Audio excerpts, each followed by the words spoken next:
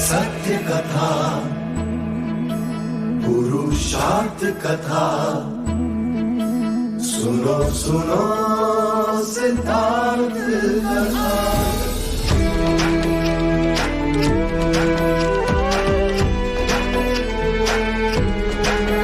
संसार में दुख का कारण क्या, संताप शोक का निवारण क्या। संसार में दुख का कारण क्या, संताप शोक का निवारण क्या। इस खोज में सब कुछ त्याग दिया, हर वैभव से वैराग लिया। वो सृष्टि से संयुक्त हुए, सिद्धार्थ से गौतम बुद्ध हुए।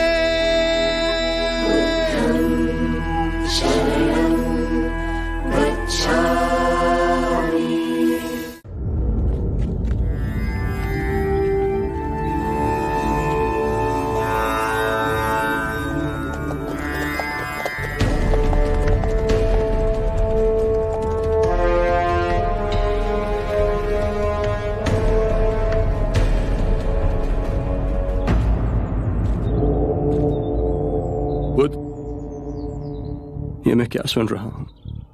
आप 3 माह पश्चात महापरिनिर्वाण लेंगे। आप हमें छोड़कर कैसे जा सकते हैं? इस अंधकार भरे संसार में केवल आप ही प्रकाश का स्रोत हैं प्रभु। हमें इस अंधकार में फिर छोड़कर ना जाइए। आप इस संसार में ना होंगे, ये सोचकर ही मन भयभीत हो रहा है प्रभु। अजातशत्रु, मृत्यु का भय केवल उसे ही ना होगा जिसने अपना जीवन बुद्धिमानी से जिया हो। यह शरीर तो नश्वर, परंतु मेरी वाणी, मेरे सूत्र बन सदैव तुम्हारे हृदय में प्रकाशमयी रहेगी। प्रभु, मुझे अपने साथ ले चलें प्रभु। जीवन भर मैंने कोई मूल्यवान कार्य न किया। महानिर्वाण तक आपके साथ रहे, आपकी सेवा करने का सौभाग्य दें प्रभु।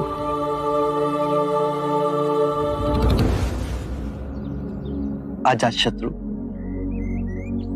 यदि तुम मेरे साथ चल पड़े तो तुम्हारे प्राणों से भी अधिक प्रिय मगध का क्या होगा। तुम राजा हो तो अपने राज धर्म से कैसे विमुख हो सकते हो। तुम पर कितने मनुष्यों का उत्तरदायित्व है और यही तुम्हारा धर्म है। अजातशत्रु, अपने धर्म को ना छोड़ो। मैंने तुमसे कहा था ना, यदि राजा धार्मिक हो राज्य करेगा तो सारी प्रजा धार्मिक हो जाएगी। जब आंखें खुली तभी सवेरा हो जाता है। स्वयं को सुरीला बना। जब सुरीले हो जाओगे तो अपने अंदर धर्म का उदय पाओगे और उस धर्म से ब्राह्मण, मंत्रीगण, गृहपति सब कंपित होंगे, सब तरंगित होंगे। और जब वो धार्मिक हो जाएंगे तो सारी प्रजा धार्मिक हो जाएगी। प्रभु, आपको फिर न देख सकूंगा। इस भय से मेरा दम घुट रहा है प्रभु। जीवन जीने का एक ही रहस्य है, स्वयं को भय से मुक्त कर दो। ना ही आने वाले कल की चिंता और ना ही बीते हुए कल का रोना और ना ही भयवश किसी के साथ चिपको। जीवन का एक सत्य और समझो अजातशत्रु, यदि तुम किसी व्यक्ति, विचार, वस्तु से चिपकोगे तो उसे गवा दोगे। जिस क्षण तुमने सहायता के लिए हाथ फैलाना बंद किया, उसी क्षण से तुम पूर्ण मुक्त हो जाओगे। प्रभु, मुझे आपको छोड़ना होगा, किंतु आप मेरी अंतिम सांस तक मेरे साथ रहेंगे। मेरे अंतर मन में प्रज्वलित ज्योति की तरह आपका प्रकाश सदैव प्रज्वलित रहेगा।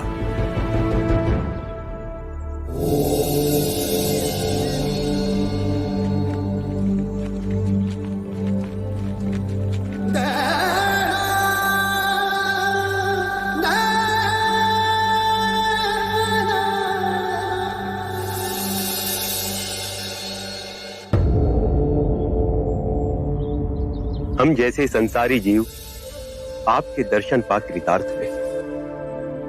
मेरे जैसे निम्न व्यक्ति का निमंत्रण स्वीकार कर हम सब पे बहुत बड़ी कृपा की। हम तो साधारण मानव हैं। क्या आप हम सबको धर्म के पद पे चलने का उपाय बताकर हम पर कुछ कृपा करेंगे? मेरी पत्नी की भी अभिलाषा है कि आप हमें जीवन जीने की निधि समझाएं। चंड, दाम्पत्य जीवन में सामंजस्य होना अति आवश्यक है। यदि पति और पत्नी के बीच में मधुर संबंध होंगे तो परिवार का सौभाग्य बढ़ेगा और परिवार का सौभाग्य फैलकर संपूर्ण मानव समाज को हर्षित करेगा। पति और पत्नी को सांसारिक रूप से ही नहीं अपितु धन कमाने की भावना और शरीर के बंधनों से ऊपर उठना होगा। पत्नी पति के ही शरीर का एक अंग है। पति को सर्वदा अपनी पत्नी का आदर करना होगा, उसे मान देना होगा। पति को भूले से भी किसी के भी सामने अपनी पत्नी का अपमान नहीं करना चाहिए। पतिव्रत का पालन पत्नी करती ही है। पति को भी पति धर्म का पालन करना चाहिए। उसे व्यभिचार से दूर रहना चाहिए। पत्नी की हर इच्छा को अपने हर निर्णय में सम्मिलित करना चाहिए। पत्नी का धर्म है पति से सर्वदा प्रेम करना। पति के परिवार को स्वयं का परिवार बनाना, उसके परिवारजनों के लिए सर्वदा अपने हृदय में प्रेम और सेवा का भाव रखना, अतिथियों का आदर करना। यदि परस्पर विश्वास से जिए तो परम ज्ञान की ओर एक साथ जाओगे। कृपा प्रभु, जीवन आपके दिखाए पथ पर चले, उसके कुछ मूल नियम बताने का सौभाग्य दें।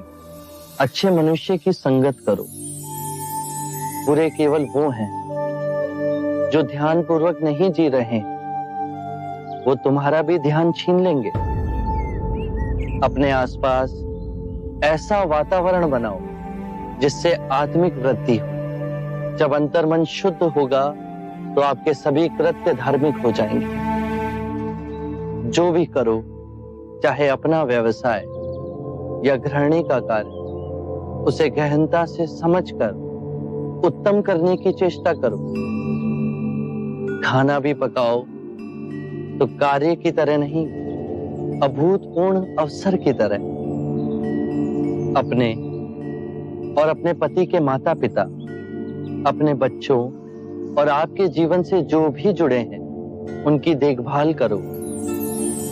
केवल अपने लिए स्वार्थी हो जीवन ना जियो। अपना धन, वैभव, सुख, संपदा सब में बांटो। जुआ और नशे से दूर रहो। अपने अंदर नम्रता, कृतज्ञता और साधारण जीवन के पौधे को सींचो और उपजाओ। जब भी समय मिले भिक्षु से संपर्क कर ध्यान साधना का अभ्यास करो। उससे चिंता और कलेश मिटेंगे और आपके अंदर परम शांति का उदय होगा।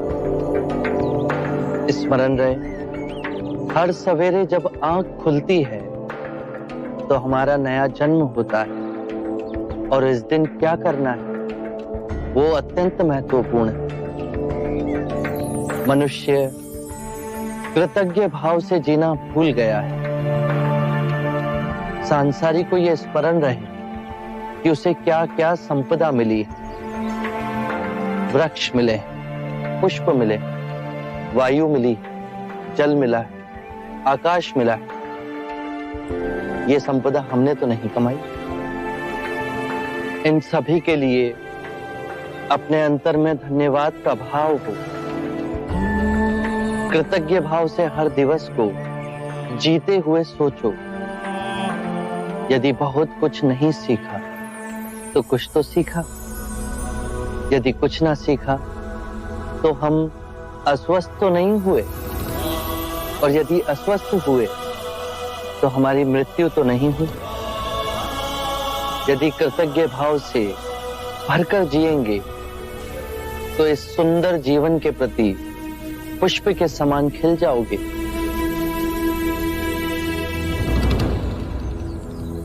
प्रभु, अब आप भोजन के लिए पधारें।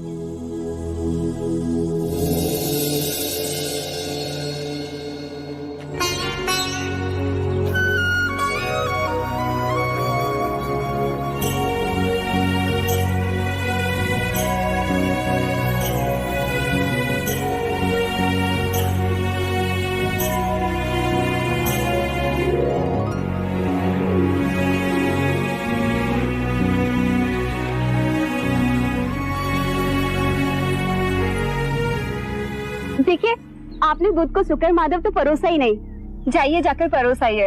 अरे हाँ, ये तो मैं भूल ही गया। जी। मैं अभी परोस के आता हूँ।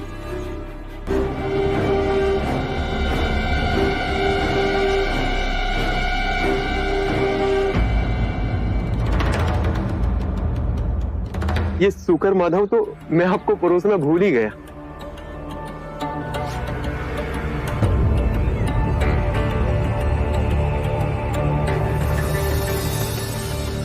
ये शुक्र माधव बड़े प्रयास से मैंने चंदन के वृक्ष से तोड़ा है। बड़े प्रेम से मैंने आपके लिए बनवाया है। कृपया इसे ले लीजिए।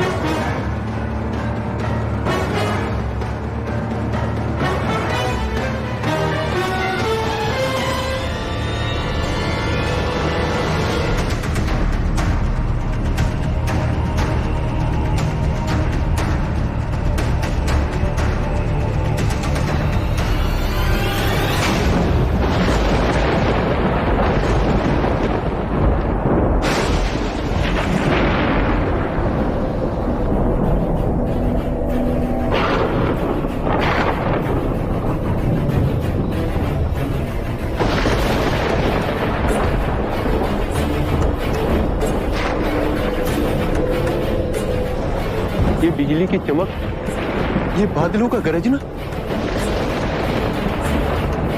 ये वर्षा ऋतु का समय भी नहीं। चंद,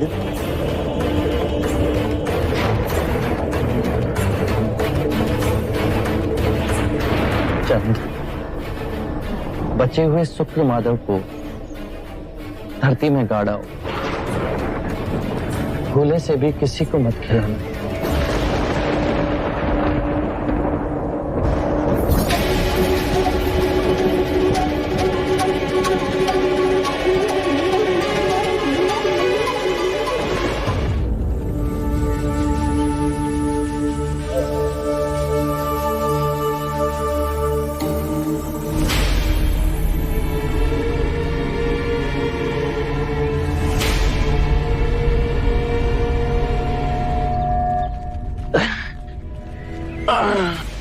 बुध, क्या हुआ बुध? आनंद, हम कुछ देर यहीं रुकेंगे। अनिरुद्ध, तुम बाकी भिक्षुओं को लेकर कुशागार की ओर जाओ, हिरण्य नदी के समीप। हम दोनों तुम्हें वहीं मिलेंगे। आनंद, तुम इस वृक्ष के नीचे मेरा आसन लगाओ। जी बुद्ध। मैं कुछ समय यहीं विश्राम करूंगा। जी।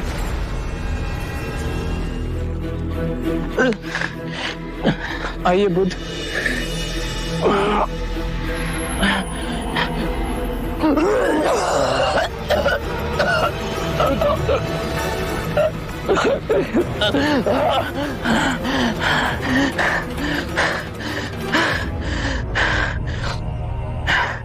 आनंद, बहुत प्यास लगी, जल्दी जाकर मेरे लिए चल ले आओ।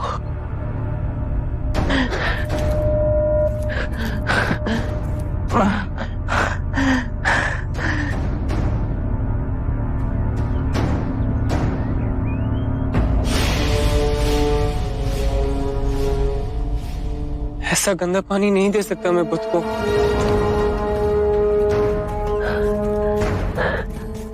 बुद्ध। आनंद, जल लाए, मुझे बहुत प्यास लगी।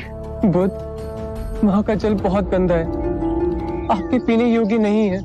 कलकत्ता तक रुकिए, वहाँ का जल मीठा और निर्मल है। वहाँ जाते ही मैं आपके जल पीने का और स्नान करने का प्रबंध कर दूंगा। आनंद, इस भिक्षा पात्र में जल ला, जल स्वच्छ है, जल्दी जाओ। जी बुद्ध।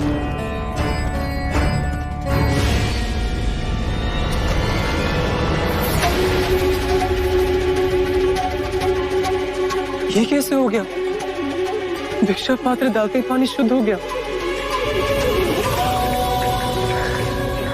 बुद्ध।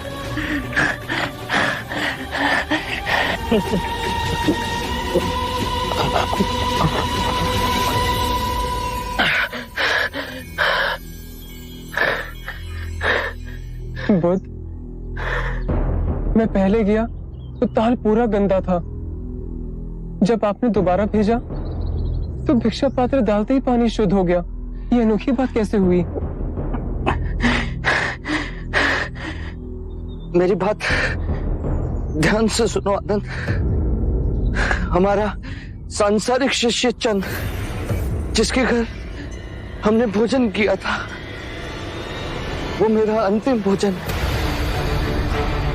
लोग उस पर लांछन लगाएंगे, कहेंगे वो भोजन अयोग्य था। पर तुम उनसे कहना कि मुझे जीवन में 2 ही भोज अविस्मरणीय और रुचिकर लगे। प्रथम भोज जो मैंने परम सत्य पाने से पूर्व ग्रहण किया, और दूसरा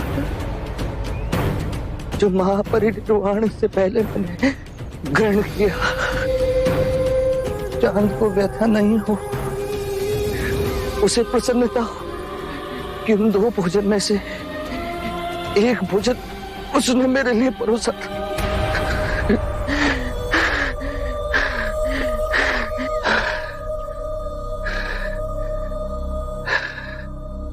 आनंद, हमें हिरण्य नदी के पार जाना है, कुशागार के समीप। वहां साल के वन है। साल के वृक्षों पर बहुत सुंदर पुष्प आते हैं, बिल्कुल ज्वाला के समान। लाल रंग के सुनहरे पुष्प। मल्ला राजद्वार के पास हमें जाना है। जल्दी चलो आनंद। जी बुद्ध। हमें देर हो रही है।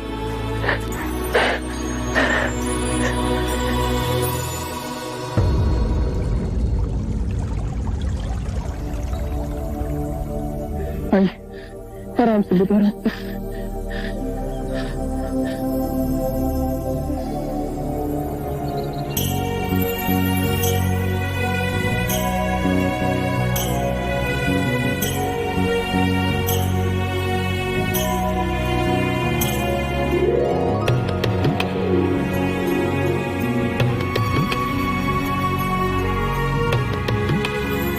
आनंद, इन दोनों वृक्षों के नीचे मेरा बिछोना बिछा दो। मैं यही विश्राम करूं। जी बुद्ध। अनिरुद्ध।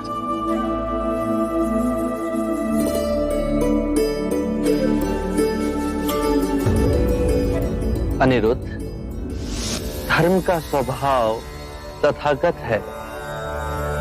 तथागत का अर्थ है जो है, जैसा है। इसी अद्भुत तथागत से कमल का पुष्प उत्पन्न हुआ। तथागत से अनिरुद्ध का उदय हुआ। आप सभी का उदय हुआ। आनंद का उदय हुआ। इस संपूर्ण प्रकृति का उदय हुआ। जो भी तथागत से उत्पन्न हुआ है और जो भी तथागत में विलीन होगा, उसे हम तथागत कह सकते हैं। धर्म कहीं से नहीं उपजते और ना ही कहीं जाते हैं। धर्म केवल है और रहेंगे। आज से मैं और सारे भिक्षु आपको तथागत कहेंगे। आपको तथागत कह के हमें स्मरण होगा कि हम सब में तथागत का बिंदु है। जैसे यदि हमारे सर में पीड़ा हो और उसे हम तथा